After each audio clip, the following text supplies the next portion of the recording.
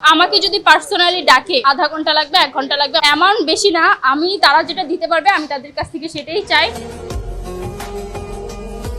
Makeup ছাড়া যেতে পারবো না, পোশাক পরি ওই পোশাক আমি আর দ্বিতীয়বার পরি না।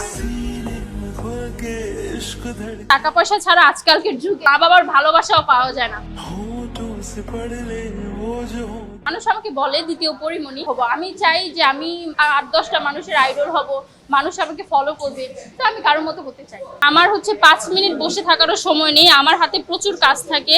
তো আমাকে যদি পার্সোনালি ডাকে যে আপু আপনার আধা ঘন্টা লাগবে 1 ঘন্টা লাগবে, আপনার একটা ইন্টারভিউ নিতে চাই, তাহলে আমার মনে হয় টাকা পয়সা ছাড়া আজকালকের যুগে মা বাবার ভালোবাসাও পাওয়া যায় না, সেই জায়গা তো আমার থেকে সময় নিচ্ছে। সো অ্যামাউন্ট বেশি না, আমি তারা যেটা দিতে পারবে আমি তাদের কাছ থেকে সেটাই চাই।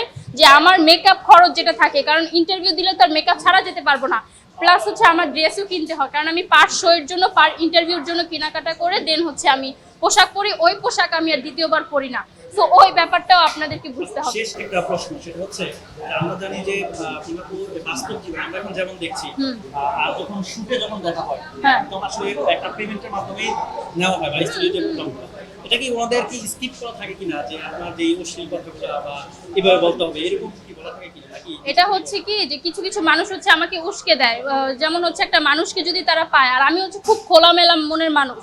আমার কথা আমি যেটা যখন দেখি আমার অন্যায় কিছু মনে হলে আমি সেটা সরাসরি বলে দিই। আমি থাকে না মানুষ ভয় পায় বা মনে মনে রাখি, আমি ওইরকম না, আমি যা বলি সামনাসামনি বলি।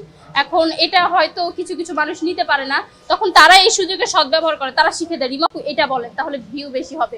তখন আমার নিজের কাছেও খারাপ লাগে যে একটা চ্যানেলে ইন্টারভিউ যাবে, যদি ভিউ না হয় তাহলে তো তাদের ইনকাম, মানে নিজের কাছে একটা খারাপ লাগে। তো ওইটা চিন্তা করতে গিয়ে আজকে আমার ক্যারিয়ার ডাউনে পড়ে গেছে। তো এটা আসলে আমি খুবই ক্ষতিগ্রস্ত হয়েছি। দর্শক যারা আছে তারা কি ভাববে যে টাকার বিনিময়ে আসলে এসব বলতে হয় আপনাকে অশ্লীল কথাবার্তা? এটা আগে বলতে হয়েছে, আলহামদুলিল্লাহ 5-6 মাস ধরে কোনো ইন্টারভিউ দেই না। আর যদিও দেই সেটা এই যে আপনাদের মতো ভালো ভালো মানুষকেই দেব, যারা আমাকে অশ্লীল কোনো প্রশ্ন করবে না।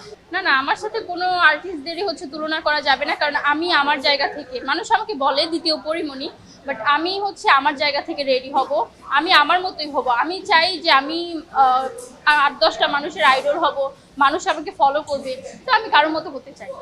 পরিমণির মতো আপনাকে কেমন লাগে? এটা মানুষ বলে যে যেহেতু এখনকার পছন্দের তালিকায় পরিমণি আপু আছে, তো সেই জায়গা থেকে পরিমণির আপুর পর না সবাই কেন জানি আমাকে বেশি ভালোবাসা দিচ্ছে, বা সবাই আমার ভিতরে হয়তো সম্ভাবনা খুঁজে পাচ্ছে, বা আমিও আমার মতো করে চেষ্টা করে যাচ্ছি। এখন দর্শক কেন বলে সেটা তো আমি জানি না। অবশ্যই সন্তুষ্ট, যেহেতু আমি তাকে ফলো করি, বা আমার তাকে ভালো লাগে, ব্যক্তি হিসেবেও ভালো লাগে, নায়িকা হিসেবেও ভালো লাগে, তো আমার কাছে এটা খুবই ভালো লাগে। সিনেমা করার ইচ্ছা আপনার স্বপ্ন, কিভাবে নিজেকে গড়ে তুলছেন বা কি প্রস্তুতি নিচ্ছেন সিনেমা করার জন্য?